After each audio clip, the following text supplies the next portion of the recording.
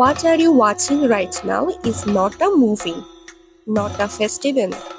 This is a man who believes and whose entire village believes that a god has entered in his body. And on our last night in Kannur, we stood just a few feet away from this for 10 hours, and we didn't even realize how fast time passed.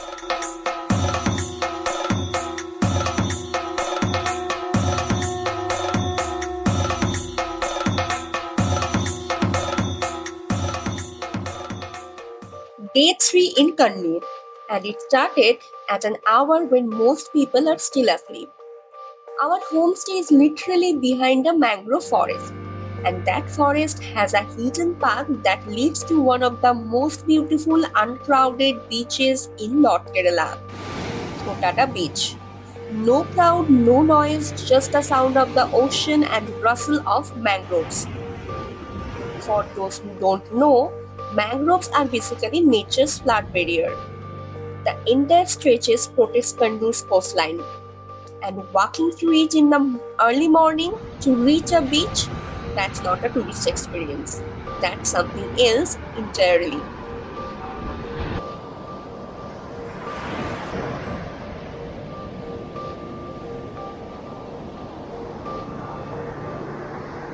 Thottada Beach, 1 kilometer of clean, uncrowded shoreline with this insane shade of blue water.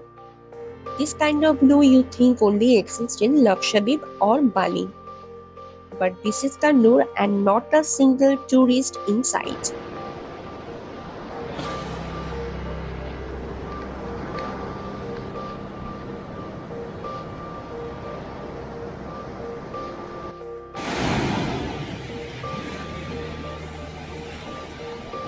We spent almost an hour here, took photos, stood in the water, shot some couple clips, and honestly, one of the most peaceful moments of our entire trip.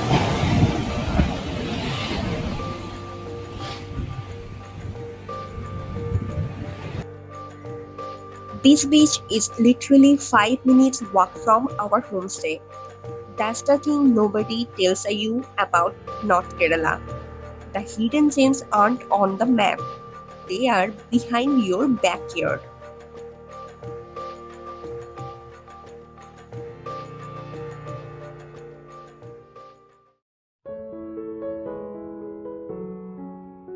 After the beach, we headed to the Kannur Lighthouse. Now, I will be honest, I didn't expect much from a lighthouse.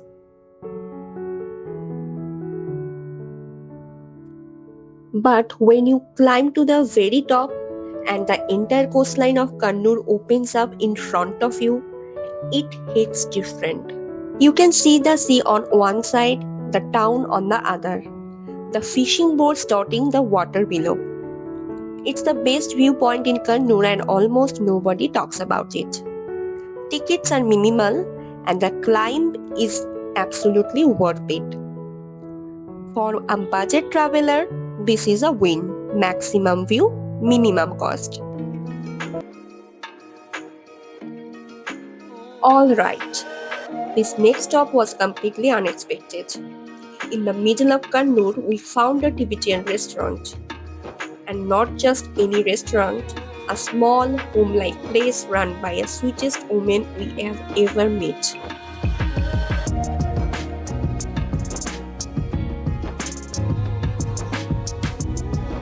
We ordered emajakshi. That's a traditional Bhutanese Tibetan cheese and chili dish, incredibly rich and filling, and khalang, a traditional Tibetan meal.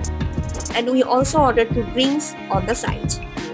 But here what got us. Completely out of nowhere, the shop owner smiled and placed a plate of complimentary steamed momo on our table. The food was wonderful, but the warmth of this woman is what we are going to remember for forever. If you go to Kannur, find the Tibetan. You won't regret it. Now, the part that this entire video has been building towards. Our Airbnb owner, one of the most knowledgeable and generous hosts we have had, he told us about a Theyyam happening that evening. Not at a temple, not at a tourist venue.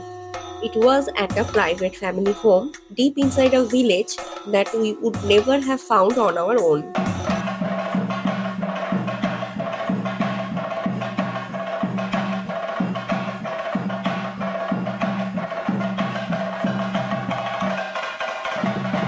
Let me tell you what Theyyam actually is, because most people outside Kerala have no idea.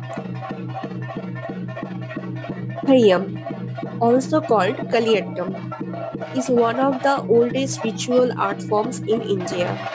Over 800 years old, it comes from the word Devam in Malayalam, meaning God. In Theyyam, the performer doesn't act like a god. The community believes a god literally descends into the performer's body.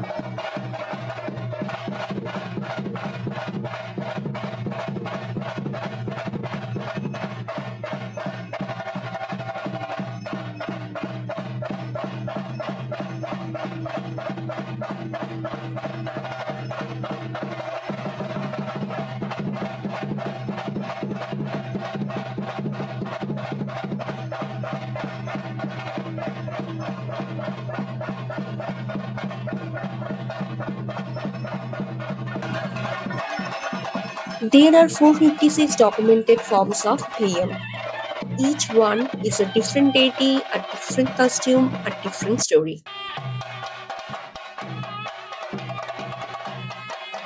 Watch this. For hours before the performance, the Thayakaran, the performer, undergoes a transformation. The elaborate face painting, the massive headdress called buri, the fire rituals, each step is an ancient protocol. This dressing process alone can take 3 to 4 hours.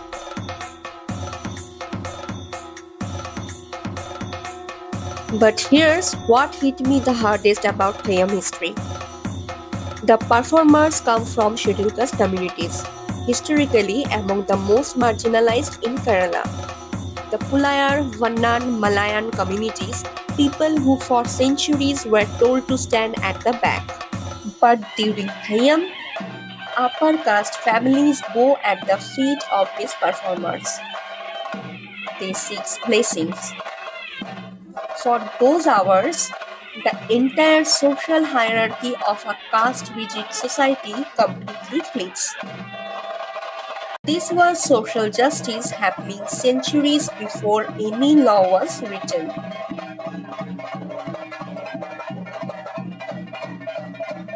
And we witnessed that in a tiny village at midnight, completely unplanned.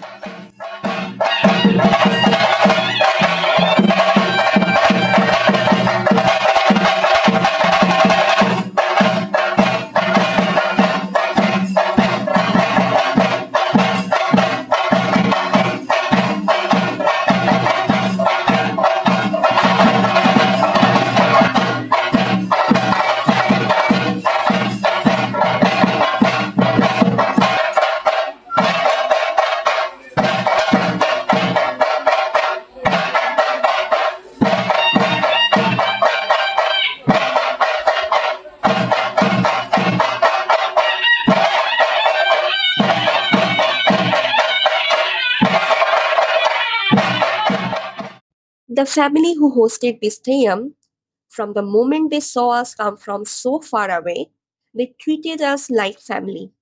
Their children brought us chairs. The elders explained each part of the rituals. No language barrier felt like a barrier. We went thinking we would stay for an hour, but we stayed for 10 hours. And none of us checked the time once.